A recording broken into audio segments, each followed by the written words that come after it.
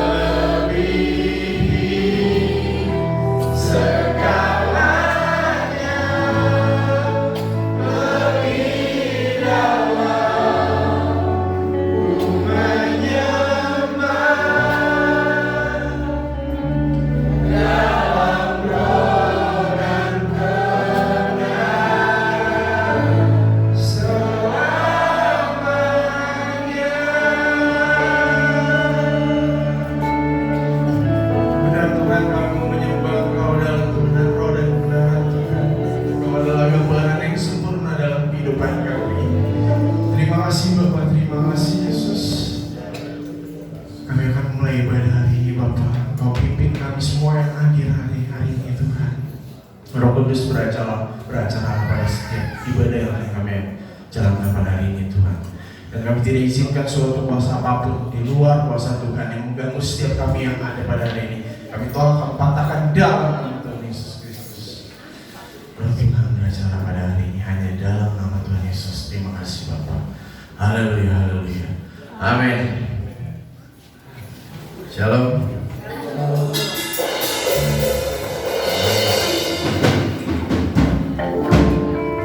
Sukacita kepada Tuhan, haleluya. Berikan kuasa dalam kita.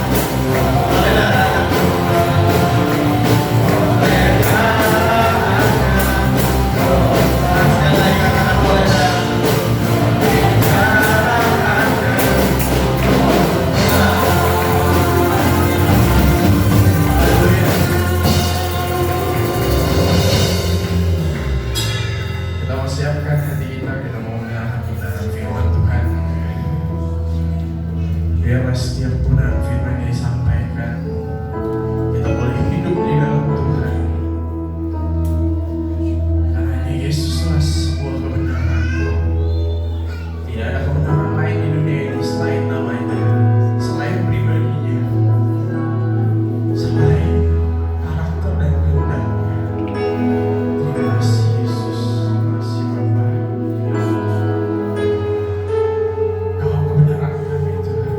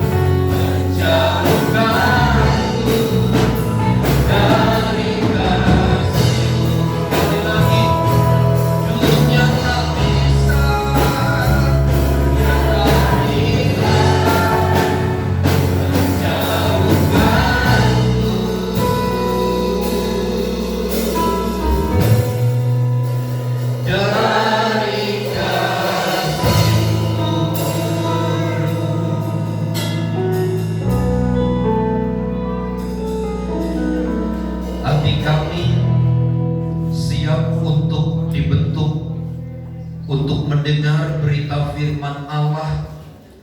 Karenanya kehadiran Tuhan kiranya nyata sempurna di atas pemberitaan firman Allah, sehingga pekerjaan Roh Kudus nyata di tengah-tengah kami, mengurapi, menguasai setiap hati dan pikiran kami, dan segala pekerjaan si jahat kami tolak, kami patahkan dalam nama Yesus. Kiranya pengurapan Tuhan dan kuasa Tuhan yang bekerja di antara kami. Pakailah hamba-Mu untuk menyampaikan berita firman Allah, agar kebenaran Tuhan sampai sesuai dengan maksud dan tujuan Tuhan. Kami siap diberkati oleh firman-Mu di dalam dan demi nama Yesus. Setiap kita yang siap diberkati bersama katakan amin. Silakan duduk Bapak Ibu Saudara sekalian. Salam. Puji Tuhan.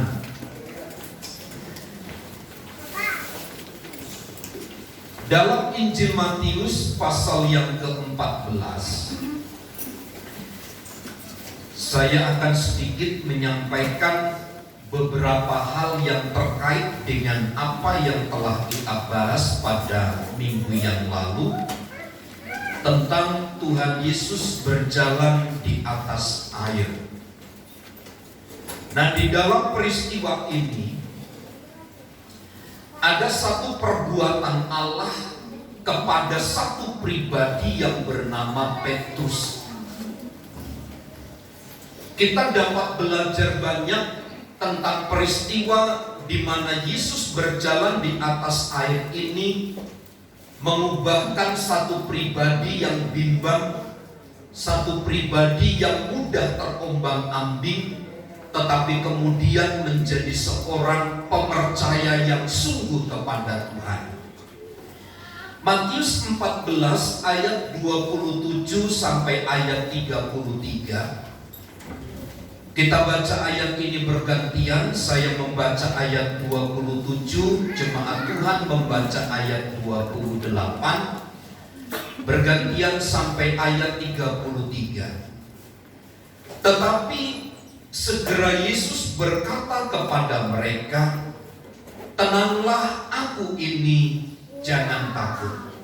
Lalu Petrus berseru dan menjawab dia, "Tuhan, apabila Engkau itu, suruhlah aku datang kepadamu jalan di atas air." Kata Yesus, "Datanglah." Maka Petrus turun dari perahu dan berjalan di atas air mendapatkan Yesus. Tetapi ketika dia rasanya di depan angin, akulah ia dan mulai tenggelam lalu berteriak, "Tuhan, tolonglah aku." Segera Yesus mengulurkan tangannya, memegang dia dan berkata, "Hai orang yang kurang percaya, mengapa engkau bimbang?" Lalu mereka naik ke perahu dan angin pun berdarah. Dan orang-orang yang ada di perahu menyembah dia, katanya, "Sesungguhnya engkau anak Allah." Dalam ayat-ayat yang kita baca ini, kita mendapatkan satu keterangan bahwa satu-satunya alasan yang memungkinkan segala sesuatu itu terjadi adalah hanya oleh karena adanya kuasa Allah yang bekerja di antara mereka. Di dalam ayat yang kita baca, Yesus berkata, "Tenanglah, aku ini, jangan takut." Sontak pernyataan yang dikeluarkan Tuhan Yesus kepada Petrus itu mendatangkan sesuatu yang baru kepada Petrus. Imannya tergugah, keyakinannya semakin memuncak kepada Kristus, melebihi segala keterbatasan penglihatan secara jasmania. Ketika Petrus melihat Tuhan Yesus berjalan di atas air, dan ada satu permohonan yang disampaikan Petrus kepadanya untuk juga berjalan di atas air, tentu berdasarkan rekomendasi dari Tuhan Yesus. Yesus berkata, datanglah kemari.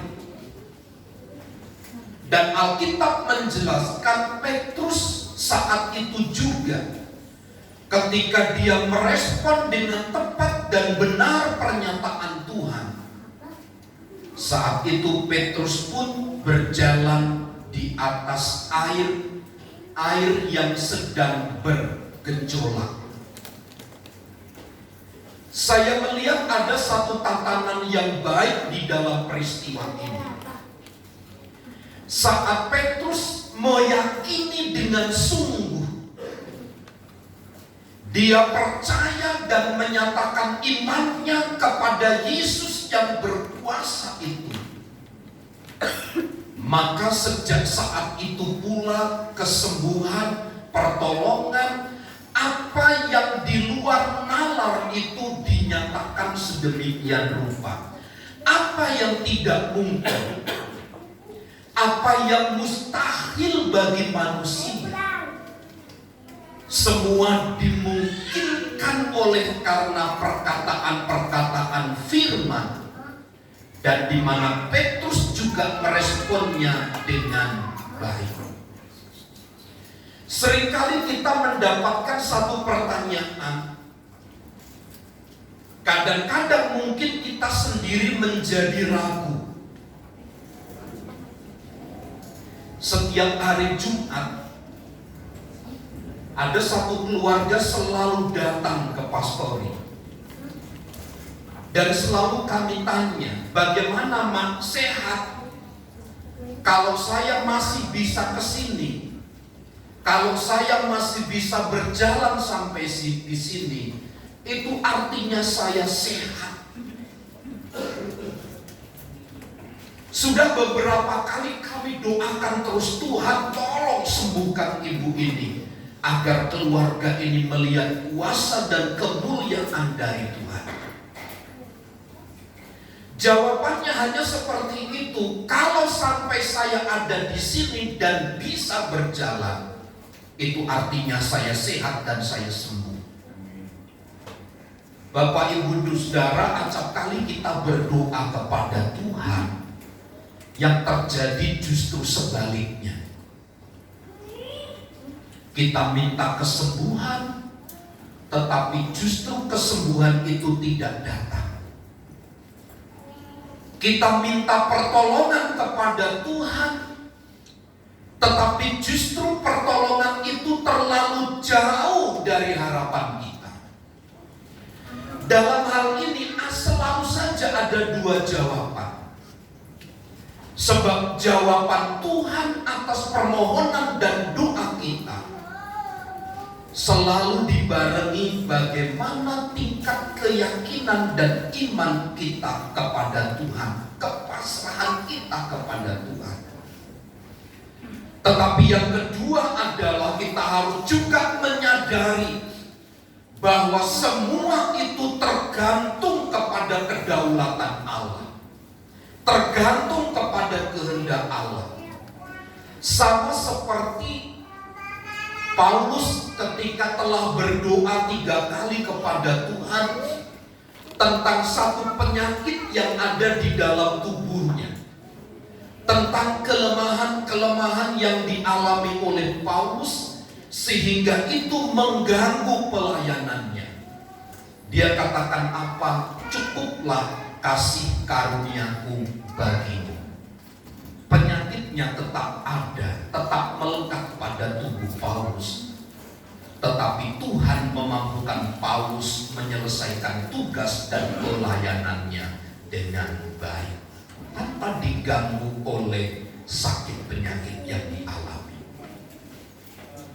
Ini berarti Bapak Ibu Saudara, di dalam doa kita berlaku hukum, kita harus percaya.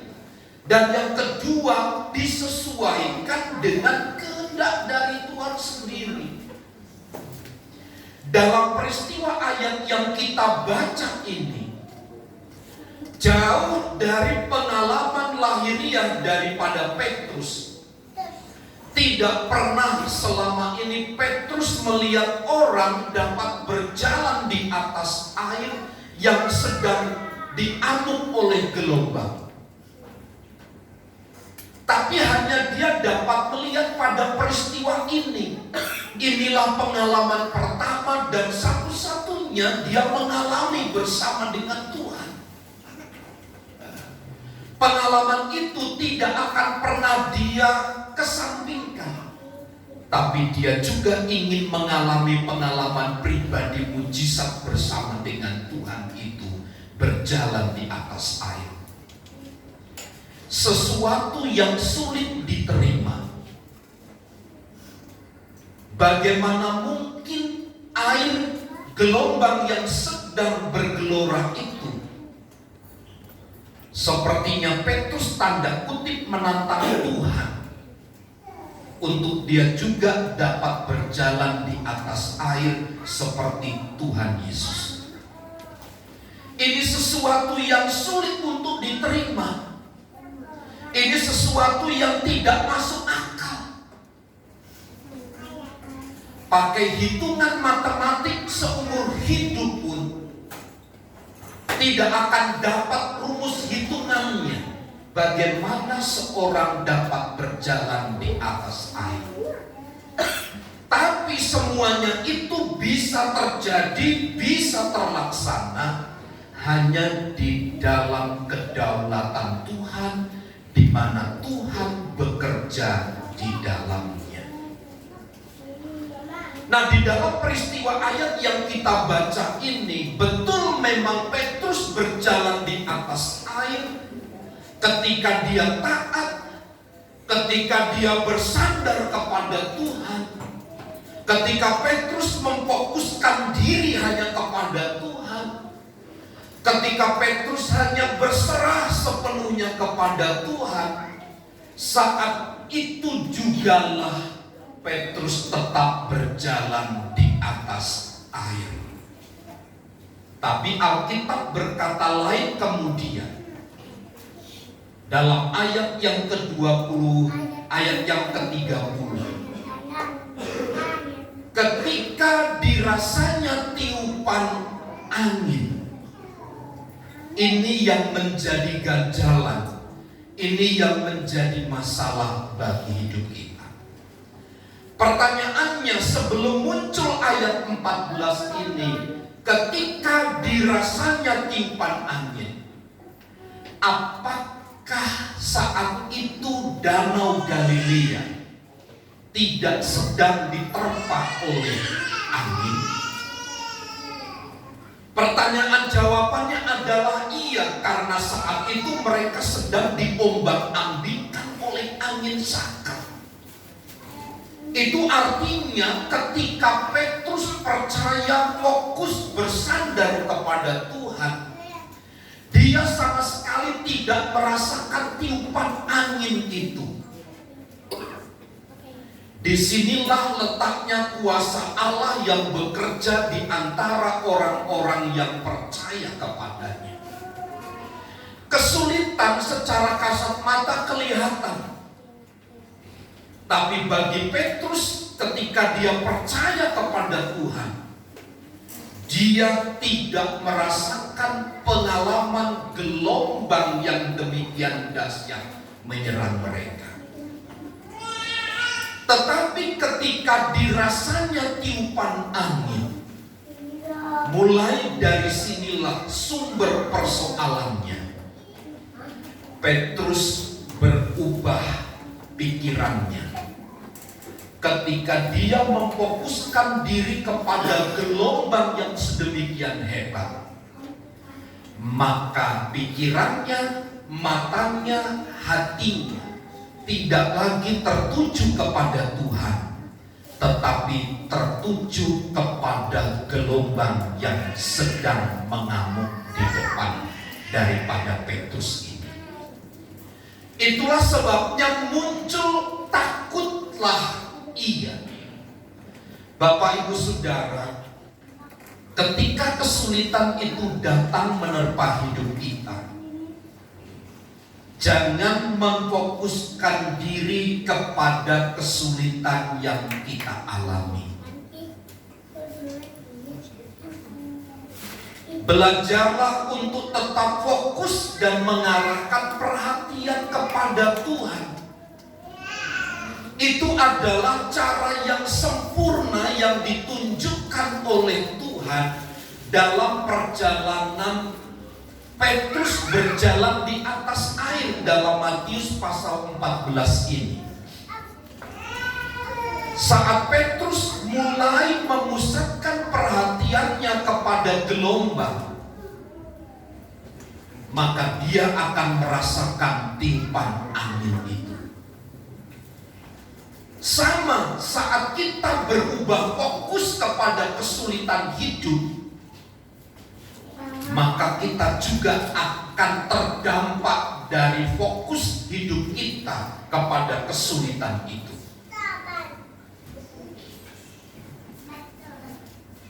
Saya percaya cara Tuhan akan menolong gereja dan umat-umatnya dalam kisah ini agar setiap orang tidak berubah fokus hidupnya. Supaya apa? Tetap berjalan di atas air. Tetap hidup di atas rata-rata. Tetap hidup melampaui segala keterbatasan-keterbatasannya. Ini kan sebenarnya nilai hidup yang sesungguhnya. Ini kan sesungguhnya kehidupan yang direncanakan oleh Tuhan kepada kita sebagai umat-umatnya, untuk terus mengalami Tuhan setiap hari. Kesulitan memang satu sisi disediakan oleh Allah bagi umat-umatnya untuk meningkatkan kehidupan dan kepercayaan kita kepada Tuhan. Tapi di satu sisi kelemahannya adalah kita sebagai manusia mudah terprovokasi oleh apa yang kita lihat, oleh apa yang kita rasa, oleh apa yang kita pandang, oleh apa yang sedang dan sementara terjadi di depan kita. Karena memang manusia yang masih terdiri dari darah dan daging, yang hidup di dalam dunia itu akan selalu mengalami hal yang demikian. Kesulitan bisa menjatuhkan kita, tetapi kesulitan juga bisa mengangkat kita tinggi ke permukaan. Kalau kita menempatkan diri dengan benar dan baik dalam kesulitan-kesulitan yang terjadi itu. Itulah sebabnya Bapak Ibu Saudara, dalam catatan ayat yang ke-30 ini, saat Petrus merasakan timpahan angin, maka takutlah ia. Selalu Bapak Ibu Saudara, di dalam iman yang kuat, di dalam satu keyakinan yang kokoh, di dalam satu keyakinan yang begitu kuat, selalu saja ada sisi gelapnya, yaitu rasa takut itu sendiri. Lihat, sembari seraya Petrus berjalan di atas air, berjalan dengan mujizat bersama dengan Tuhan, saat itu pula Petrus juga memikirkan gelombang. Kalau di dalam kitab Yakobus, hati yang bercabang itu sesungguhnya tidak diperkenan oleh Tuhan. Di satu sisi Petrus sedang mengalami kuasa Allah, di mana kuasa Tuhan sedang bekerja di antara mereka. Tapi di satu sisi pula Petrus pada sebagian besar hidupnya juga rasa takut itu tetap menguasai hidupnya. Inilah Bapak Ibu Saudara yang mengalihkan perhatian hidup kepada Tuhan dari seorang bernama Petrus. Ketika dia melihat gelombang begitu besar, ketika dia melihat sebuah kesulitan begitu hebat, ketika dia merasakan begitu kekuatan angin menerpa hidupnya, saat itulah rasa takut itu menguasai. Anak saya Jin, kalau sakit itu tidak pernah mengeluh. Dia akan diam saja. Diam gitu. Boboy juga. Boboy, si Kaleb itu kalau sakit, badannya itu sepertinya kokoh karena saya tahu gitu. Sepertinya mengabaikan rasa sakit gitu.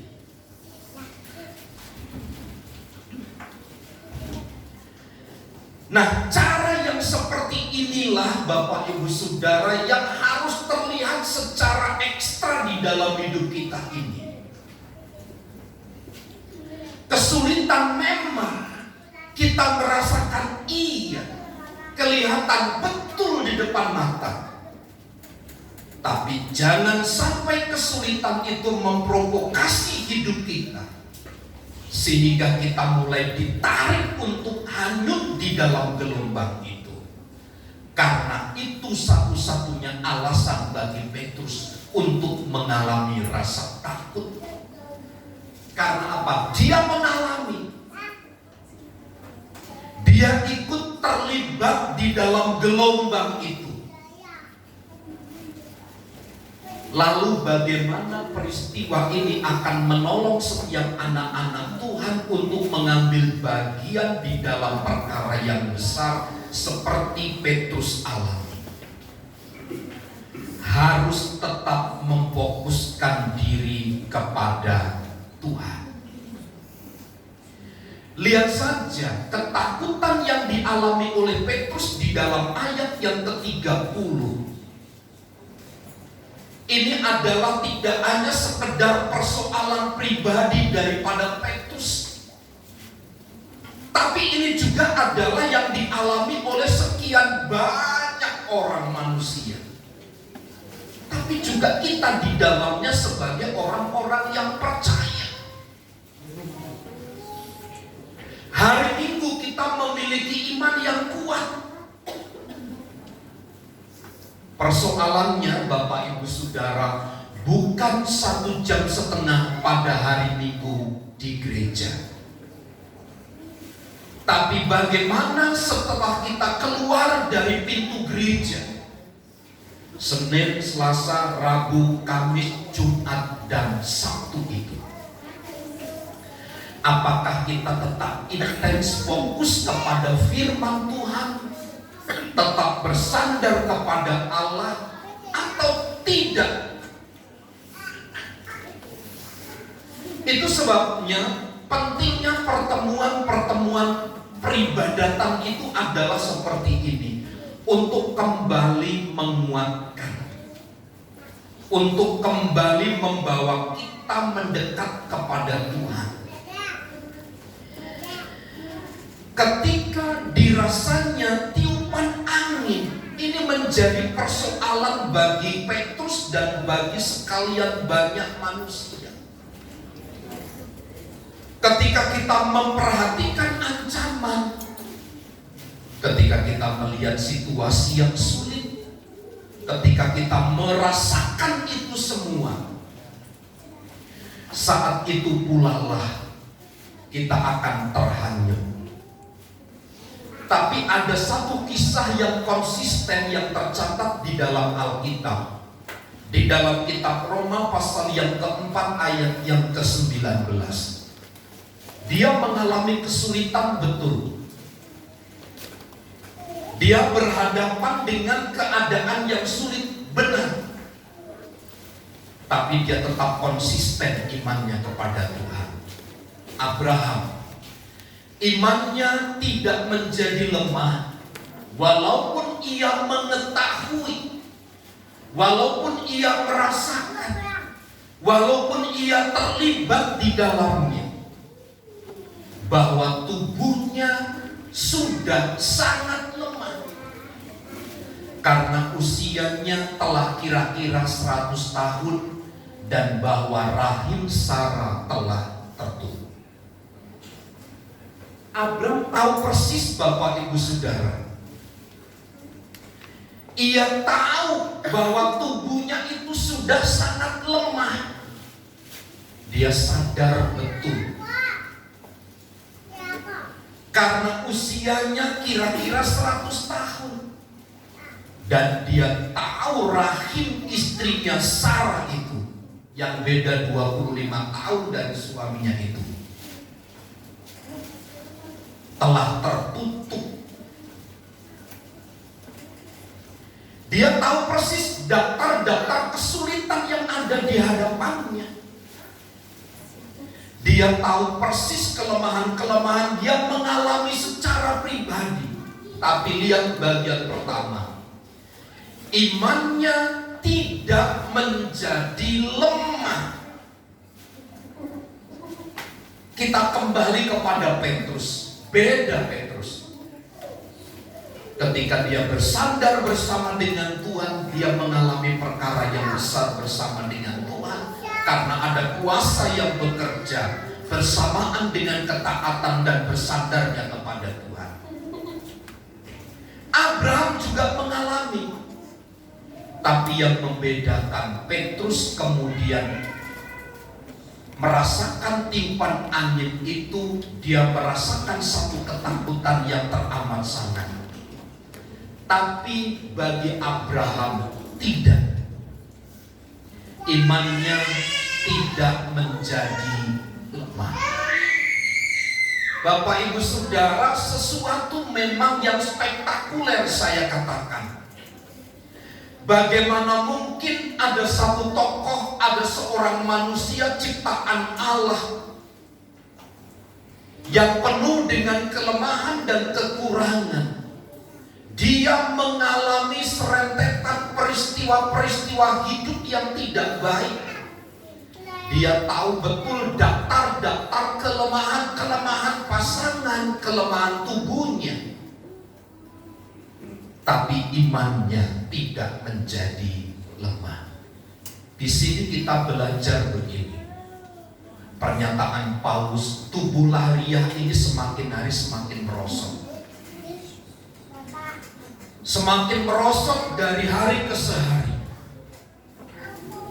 Tetapi yang lahiriah ini, yang batiniah ini, perkara-perkara rohani yang ada di dalam hidup ini harus diperbaharui dari hari ke hari. Tubuh memang lemah. Tapi kalau masalah keyakinan dan iman tidak boleh lemah. Tidak boleh berkurang sedikit pun. Bukan berarti Abraham tidak mengalami kesulitan. Dia alami serentetan kesimpulan hidup itu. Kelemahan tubuh karena dia sudah tua. Dia melihat istrinya sudah tutup, sudah monopos, sudah tidak mungkin untuk mendapatkan keturunan. Tapi untuk sebuah janji daripada Tuhan, dia tidak pernah berkata tidak mungkin. Tapi dia selalu mempercayai janji Tuhan itu adalah sesuatu yang benar adanya. Janji Tuhan tidak pernah termakan oleh usia. Janji Tuhan tidak pernah termakan oleh waktu, oleh panasnya terik matahari sekalipun. Janji Tuhan itu akan tetap berjalan seiring dengan keyakinan orang yang memegangnya. Karenanya kita belajar dari Bapak Abraham ini. Dia tahu kesulitan, keterbatasan-keterbatasannya. Tapi imannya tidak menjadi lemah. Imannya tidak menjadi lemah. Nah, di dalam ayat yang ke-30 Matius pasal 14 di bagian yang kedua,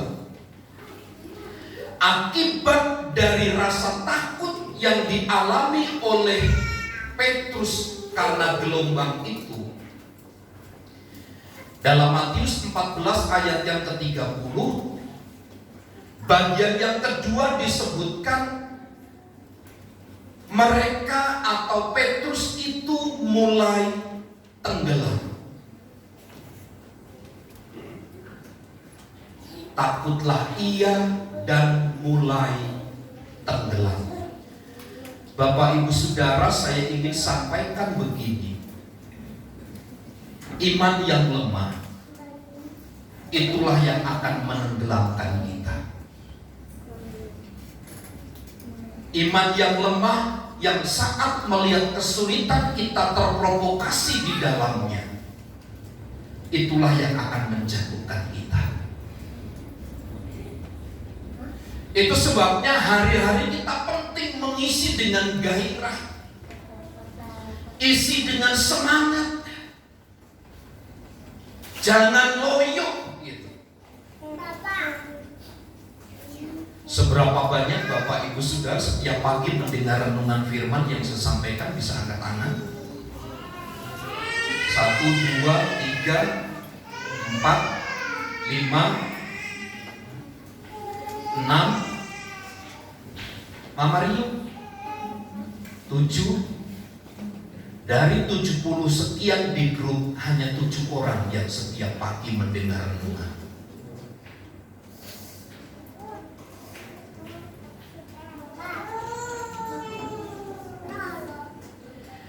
Maksud saya adalah begini Bapak Ibu Saudara, itu adalah cara kita untuk tetap tinggal di dalam iman kita.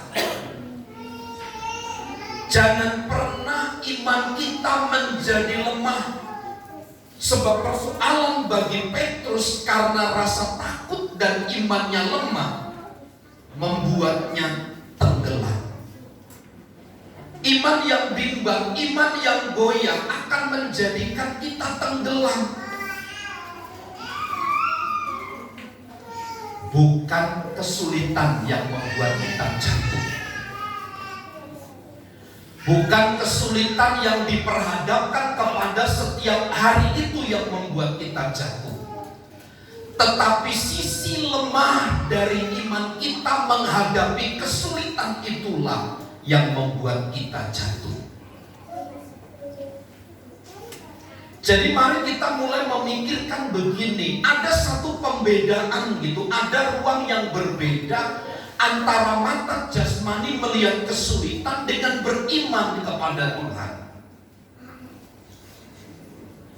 Ada ruang yang berbeda di sini.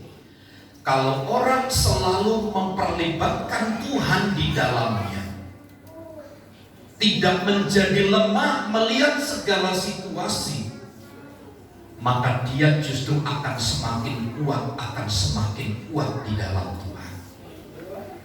Tapi kalau orang hanya sibuk memperhatikan, membicarakan tentang kesulitan, dapat dipastikan mereka adalah orang-orang yang lemah imannya. Seharusnya kesimpulan dari semua peristiwa sulit yang kita alami adalah Tuhan berkuasa di atas segala sesuatu. Bukan kita berkata saya tidak mampu, saya tidak sanggup, saya tidak bisa. Lalu bagaimana jalan keluarnya ketika Petrus tenggelam? Ayat 30 mencatat, lalu berteriak, Tuhan tolonglah aku. Saat-saat yang mendesak kita membutuhkan satu pertolongan yang pasti, yaitu melalui sebuah doa. Melalui sebuah doa. Bapak Ibu Saudara, jangan anggap enteng ya. Jangan pernah menganggap sepele, menganggap rendah sebuah doa yang kita naikkan. Saya ingat mama saya almarhum Ketika saya sekolah Alkitab hanya dibawa uang 25.000. Dan di sekolah saya dicari sponsor tingkat pertama. Tapi ibu saya almarhum di Lampung selalu katakan begini, kalau saya berdoa dan membantu anak-anak Tuhan di sana, itu di Lampung, maka anak saya akan diberkati juga di Salatiga. Saya dengar pernyataan itu luar biasa. Betullah sebuah nyanyian yang diangkat oleh seorang anak Tuhan. Di doa ibuku, namaku disebut. Bukan dimaki-maki, nama anakku disebut. Bukan dikata-katai, nama anakku disebut. Tapi dalam doa, namaku disebut. Peran seorang ibu, orang tua, sebagai ayah, doa. Doa itu kan bukan berapa lamanya, tapi bagaimana kita menjaga hati, suasana kedekatan itu dengan Tuhan. Kalau tidak bisa 1 jam, ya setengah jam. Gak bisa setengah jam, ya 15 menit. Gak bisa 15 menit, ya 10. Tawar-menawar begitu saja. Bukan berarti berapa lama waktu, berapa pendeknya waktu yang kita pergunakan, tetapi kualitas hubungan kita dengan Tuhan itu. Jalan keluarnya hanya berdoa seperti Petrus tenggelam itu. Karena memang dalam waktu yang mendesak, dalam waktu yang secepat-cepatnya, Petrus harus meminta pertolongan kepada Tuhan. Salah satunya cara bagi gereja Tuhan hari ini adalah berdoa. Kekuatan gereja, kekuatan anak-anak Tuhan, kekuatan rumah tangga hanya di dalam doa. Hanya berdoa kepada Tuhan, berseru meminta pertolongan kepada Tuhan.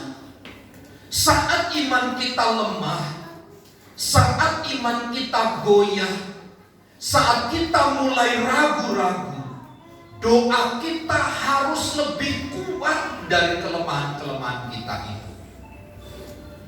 Kita harus memaksakan diri untuk berdoa. Kita harus paksakan tubuh ini untuk berdoa kepada Tuhan. Karena tidak ada cara yang lain yang lebih tepat selain berdoa di tengah-tengah kegentingan hidup di mana kita sedang akan hanyut di dalam iman kelemahan kita itu. Lihat catatan-catatan Alkitab. Petrus doanya memang fokus supaya dia tidak tenggelam. Dalam catatan yang lain, seorang yang buta ketika ditanya oleh Tuhan, mau apa engkau hai anak? Dia katakan, Rabuni, supaya aku dapat melihat. Karena memang dia seorang yang buta. Jawaban dari sebuah doa itu adalah apa yang lahir dari hati ini. Apa yang sedang menjadi keresahan, apa yang sedang menjadi sesuatu yang urgent dalam hidup kita ini, sesuatu yang memang penting, sifatnya mendesak. Berdoalah kepada Tuhan. Berdoalah kepada Tuhan. Tidak harus dengan bahasa-bahasa yang muluk-muluk, bahasa yang sederhana saja. Tuhan mengerti, Tuhan memahami, dan Tuhan tahu makna dari sebuah doa yang kita ucapkan kepada Tuhan. Pada bagian akhir pembacaan ayat-ayat kita, setelah Yesus mengulurkan tangannya dan memegang daripada Petrus, Yesus berkata, "Hai orang yang kurang percaya, mengapa engkau bimbang? Sebuah teguran dan memang tidak diperkenan oleh Tuhan sebuah iman yang lemah. Oleh karena melihat situasi dan keadaan itu, Tuhan katakan, hai orang-orang yang kurang percaya, mengapa engkau bimbang? Saat Tuhan membangkitkan iman daripada Petrus, selanjutnya ayat itu berkata, maka teduhlah, redalah angin itu.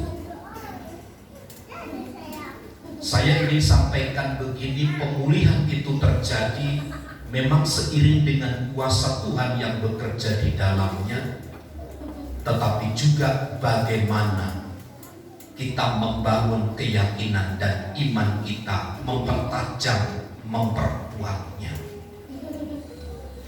Itu sebabnya pada bagian akhir ayat itu, dan orang-orang yang ada di perahu menyembah dia, katanya, sesungguhnya engkau anak Allah. Akhir dari semua peristiwa itu adalah nama Tuhan dipermuliakan dan mereka melihat siapa yang menyediakan semua pertolongan dan berkat itu. Kata bimbang di dalam ayat yang ke-31, pengertian kata bimbang itu adalah dibagi dua. Maksudnya ini adalah perhatian yang bercabar, iman yang bercabar, iman yang dibagi menjadi dua. Itu adalah bimbang. Dan Tuhan menegur secara keras orang-orang yang bimbang ini, orang-orang yang mendua hati seperti ini. Sebab kepada mereka tidak akan pernah mendapatkan pertolongan. Tuhan mengubah dulu hati yang mendua ini untuk fokus kepada Tuhan. Maka redalah angin gelombang itu. Ini berarti Tuhan mengajak kita untuk kembali fokus, bersandar penuh kepadanya, agar kita pun mengalami kembali kuasa dan pertolongan dari Tuhan. Nah, hari-hari yang kita lalui, Bapak Ibu Saudara, kesulitan mungkin intensitasnya akan semakin besar. Tapi jangan fokuskan perhatian kita hanya kepada kesulitan, tapi bangun kehidupan rohani kita. Perbanyak kebenaran-kebenaran kita, makan atas hidup kita, sehingga kita semakin kuat. Nah, sebentar kita akan melakukan perjamuan kudus. Kiranya peristiwa kematian Tuhan Yesus di atas kayu salib pun menjadi pengingat bagi kita bahwa semua peristiwa-peristiwa kesulitan yang dialami adalah mendatangkan kebaikan bagi kita yang mengasihi Dia. Tuhan Yesus memberkati. Tim musik silakan maju ke depan, kita akan bernyanyi satu pujian kepada Tuhan. Haleluya.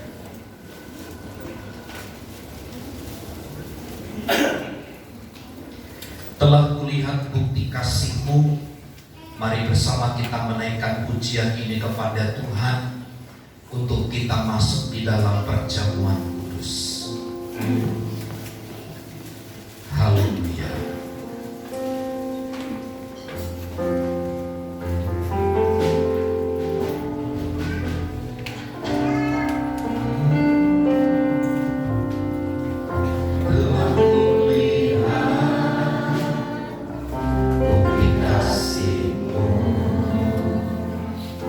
Kau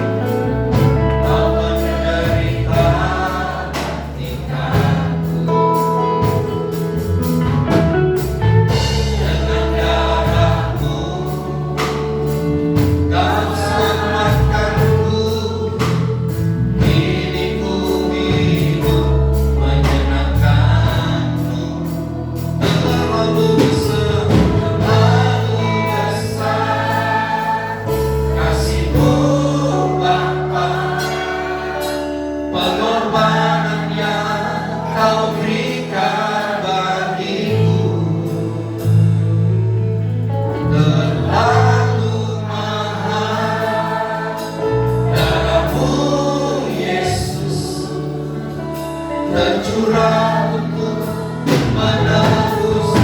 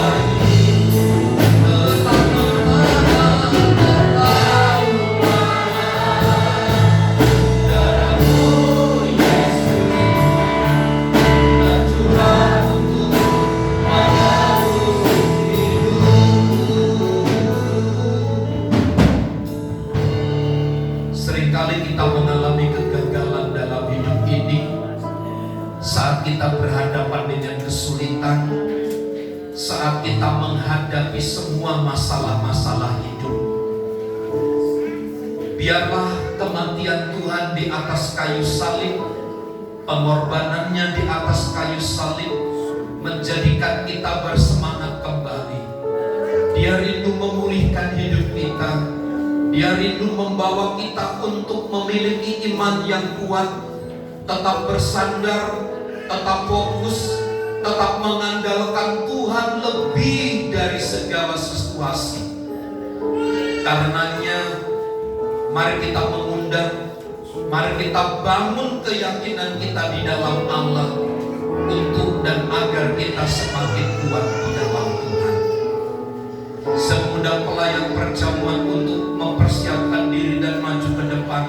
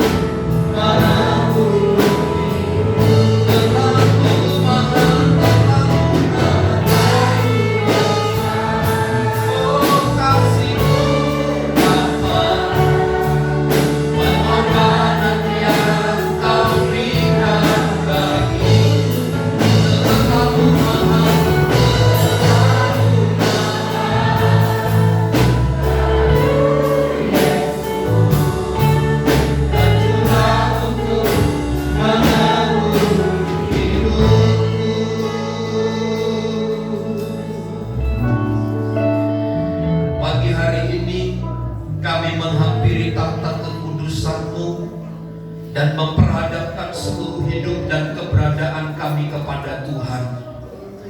Tuhan mengetahui segala kelemahan dan kekurangan kami. Ajar kami untuk selalu berharap dan bersandar kepada Tuhan. Engkau yang telah mati di atas kayu salib, Engkau yang telah menggantikan nyawamu, Engkau yang telah mengorbankan darahmu, mencurahkan darahmu kepada setiap kami. Ajar kami untuk tetap mengarahkan perhatian kami kepada Tuhan, dan bukan tidak kepada yang lain, tidak kepada kesulitan, tidak kepada persoalan-persoalan yang kami lihat sepanjang hari, tapi kami akan melihat Tuhan dan pekerjaan serta kuasa-Nya dinyatakan bagi kami. Pagi hari ini Tuhan, kami akan melakukan perjamuan kudus seperti yang Engkau kehendaki. Berikanlah kepada kami hati yang taat, hati yang tunduk, hati yang mengasihi Tuhan. Nyatakan kepada kami pengorbanan-Mu yang sempurna. Engkau yang mengampuni segala pelanggaran dan kesalahan kami. Engkau yang membawa kami kembali kepada jalan terang firman Allah. Engkau yang mengangkat kami kembali menjadi anak-anak-Mu yang mengalami kehidupan yang baik dari hari ke hari. Bimbinglah kami ke dalam terang firman-Mu, dan perjamuan kudus ini mengingatkan kami bahwa ada peristiwa pengorbanan yang besar untuk kehidupan kami. Pakai pelayan-pelayan perjamuan, pakai tangan setiap jemaat-Mu yang mengambil dan bubui berkat di atasnya, supaya nama Tuhan dipermuliakan di dalamnya. Kami lakukan perjamuan kudus pagi hari ini di dalam nama Bapa, Putra, dan Roh Kudus, yaitu di dalam nama Tuhan Yesus Kristus. Amin. Salibnya teramat mulia.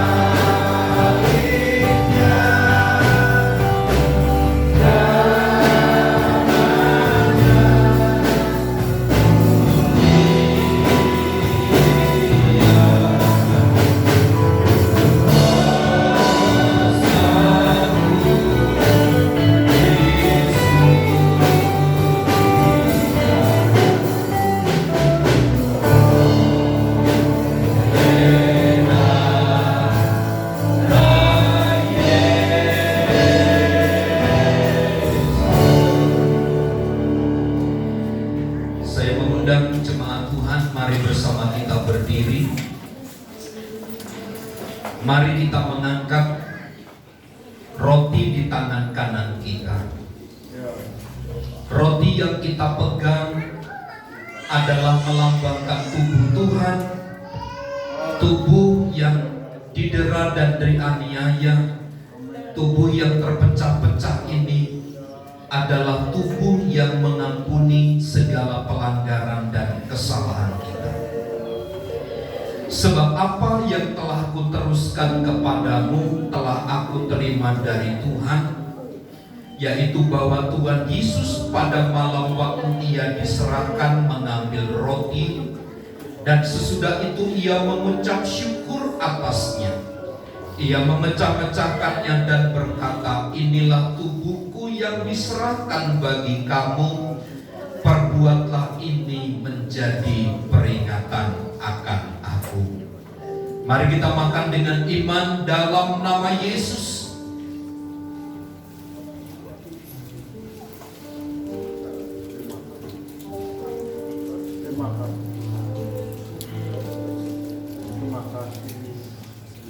Mari angkat cawanmu di tangan kanan.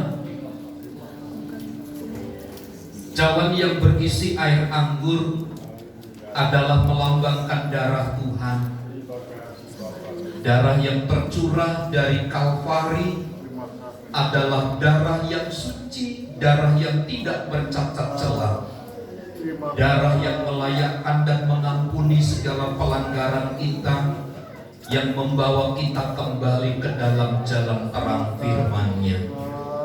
Demikian juga Ia mengambil cawan sesudah makan lalu berkata, cawan ini adalah perjanjian baru yang dimeteraikan oleh darahku. Perbuatlah ini setiap kali kamu meminumnya menjadi peringatan akan aku. Sebab setiap kali kamu makan roti ini dan minum cawan ini, kamu memberitakan kematian Tuhan sampai Ia datang. Mari kita minum dengan iman dalam nama Yesus.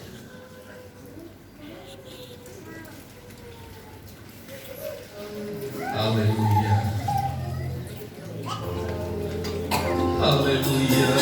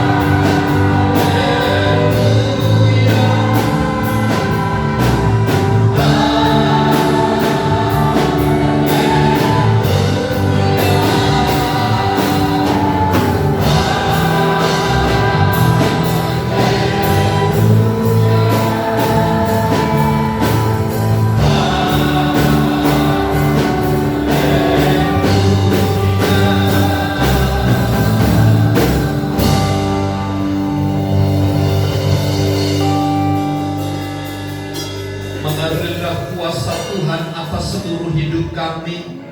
Bahkan melalui perjamuan kudus mengingatkan kembali akan setiap pengorbanan Tuhan atas hidup kami. Kami percaya kami yang lemah, kami sudah kuat dengan iman kami. Kami yang sakit, kami sudah sembuh dalam nama Yesus. Kami yang sedang mengalami kesulitan, Tuhan kuatkan, Tuhan teguhkan kami. Karenanya kekuasaan dan kekuatan melawat setiap gereja dan umat-umat-Mu. Berkati setiap kami pagi hari ini Tuhan. Pertambah-tambahkanlah keimanan kami di dalam Engkau, agar tidak terombang-ambingkan oleh dunia dan segala macam yang ditawarkan kepada kami. Kami akan tetap mengasihi Tuhan dan hidup di dalamnya. Roh Kudus, Engkau meneguhkan setiap jemaat dan umat-umat-Mu untuk tetap kokoh dan kuat di dalam Tuhan. Kami terima firman dan perjamuan kudus pagi hari ini, dan kami terima dengan hati bersyukur di dalam nama Yesus. Setiap kita yang percaya dan diberkati bersama katakan amin. Amin. Terima kasih untuk Bapak Pembalas sudah sampaikan. Saatnya kita memberikan persembahan. Mari kita bersama dalam doa. Bapak, terima kasih Tuhan atas kebenaran firman yang telah disampaikan Tuhan. Setelah kami memberikan persembahan, Bapak kirim persembahan ini boleh membantu pekerjaan Tuhan di tempat ini.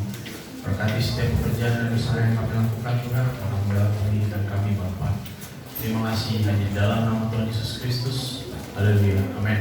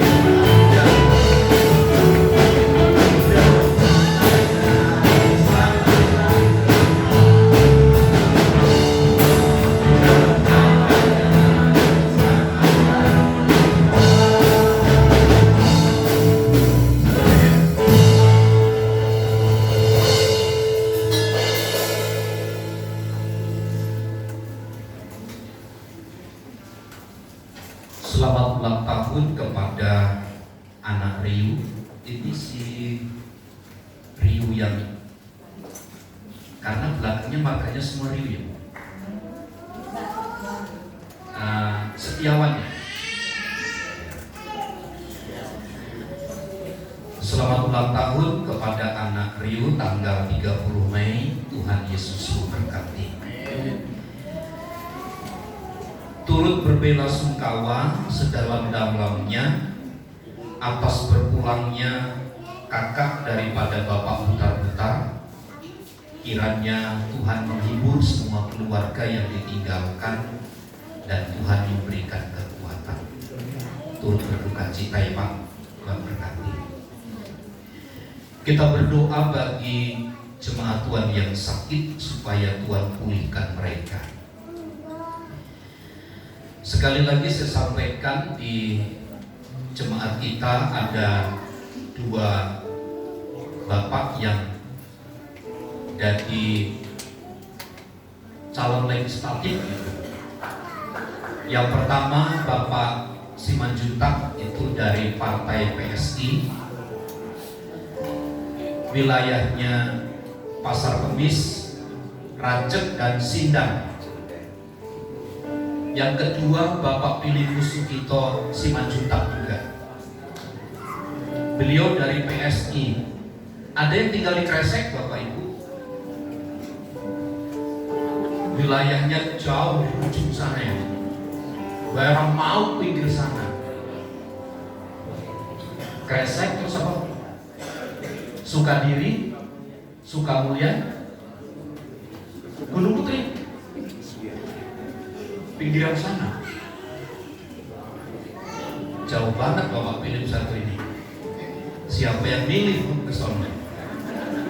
Tapi kita tetap dukung dalam doa. Kalau Tuhan sudah membuka celah ini, pasti Tuhan yang bekerja.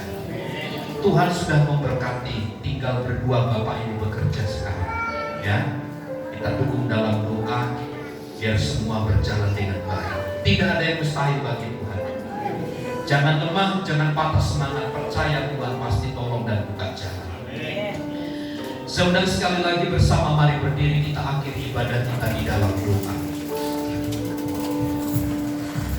Kemuliaan dan hormat bagi Tuhan yang telah memungkinkan semua rangkaian ibadah kami berjalan dengan baik dari awal kepada selesainya. Saatnya Engkau mengulurkan tangan-Mu kepada seluruh jemaat-jemaat Tuhan. Engkau yang memberkati usaha pekerjaan kami, Engkau yang memberkati rumah tangga keluarga kami, Engkau yang memberkati setiap perencanaan kami.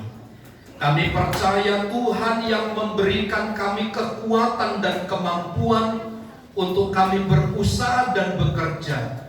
Tuhan memberikan kemudahan-kemudahan, Tuhan memberikan pendampingan kepada kami untuk kami dapat bekerja maksimal dengan baik, agar nama Tuhan dipermuliakan juga di dalamnya. Teringat akan kami bagi jemaat Tuhan yang sakit, berdoa buat anak kami Jaden, berdoa bagi Ibu Dina, kami berdoa bagi Bapak Stephen yang sedang sakit juga. Hamba mohon kemurahan Tuhan, kasih setia Tuhan memulihkan saudara dan saudari kami. Jamah dan sembuhkan mereka dalam nama Yesus. Kuasa Tuhan sempurna menolong mereka. Kami berdoa buat anak Riu yang berulang tahun pada tanggal 30 Mei. Tuhan memberkati, pakai anak kami ini menjadi alat bagi kemuliaan nama Tuhan. Hiburkan keluarga Bapak Butar-Butar yang telah ditinggal oleh kakaknya. Tuhan yang menghiburkan seluruh keluarga besar ini. Kiranya Tuhan yang memberikan kekuatan dan pengharapan yang baru di dalam Engkau. Menyerahkan rencana saudara dan saudari kami, baik Bapak Simanjuntak dan Bapak Filipus Sugito, Tuhan lawat, Tuhan pakai mereka. Biarlah apa yang menjadi rencana mereka Tuhan telah memberkati dan Tuhan telah membuka jalan. Selanjutnya Tuhan yang bekerja memberikan kemampuan dan kekuatan mereka untuk memaksimalkan kapasitas mereka di dalam Tuhan. Berkati seluruh jemaat Tuhan, berkati kami sekalian, bangsa dan negara kami serahkan kepada Tuhan. Gereja-gereja Tuhan yang melaksanakan ibadah, pakai para hamba-hamba Tuhan yang melayani, mendatangkan sebanyak jiwa untuk kemuliaan bagi nama Tuhan. Berkati gereja-Mu di tempat ini. Rencana kami untuk memperluas ruangan ibadah Tuhan yang memberkati. Kemuliaan dan hormat bagi Tuhan. Dalam nama Yesus kami berdoa. Mari saudaraku, angkat tanganmu dan terimalah berkat Tuhan. Tuhan memberkati dan melindungi engkau. Tuhan menyinari engkau dengan wajah-Nya dan memberi engkau kasih karunia. Tuhan menghadapkan wajah-Nya kepadamu dan memberi engkau damai sejahtera. Kiranya kasih karunia Tuhan Yesus Kristus dan kasih Allah serta persekutuan Roh Kudus menyertai kita sekalian saat ini dan sampai selama-lamanya. Kami terima segala berkat Tuhan di dalam nama Tuhan Yesus Kristus. Kita semua yang percaya dan diberkati bersama katakan amin. Bapa, terima kasih.